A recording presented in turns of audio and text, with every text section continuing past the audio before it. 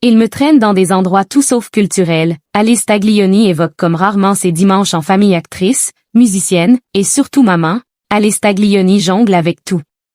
À l'occasion de la sortie de son premier album ADN, elle s'est livrée à la tribune dimanche sur ses week-ends en famille. Elle enchaîne les projets et pourtant, le dimanche, Alice Taglioni redevient simplement maman. À 49 ans, l'actrice française multiplie les casquettes. Après des années à tourner sur les plus grands plateaux de cinéma, elle franchit désormais le pas côté musique.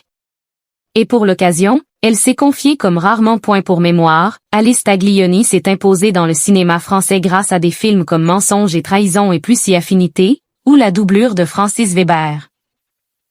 On l'a aussi remarqué dans Histoire de la nuit, le film de Léa Mysius pour lequel elle montait les marches à Cannes fin mai, avec un total look blanc boyish qui a franchement détonné sur le tapis rouge. Dans sa vie personnelle, l'actrice partage depuis 12 ans le quotidien de Laurent Delahousse, présentateur du 20h sur France 2.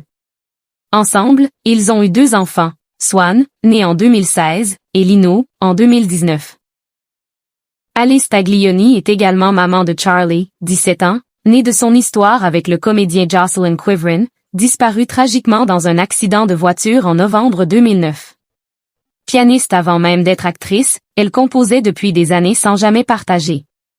Jusqu'à ce que celui qui partage sa vie lui lance « C'est égoïste de garder tes compositions pour toi », avait-elle confié à Gala en mai dernier. Le déclic était là. Son premier album, ADN, sort ainsi le 5 juin 2026. Alice Taglioni.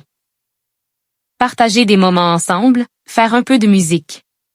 C'est dans ce contexte de renaissance artistique qu'elle a accordé un entretien à la Tribune dimanche le 31 mai.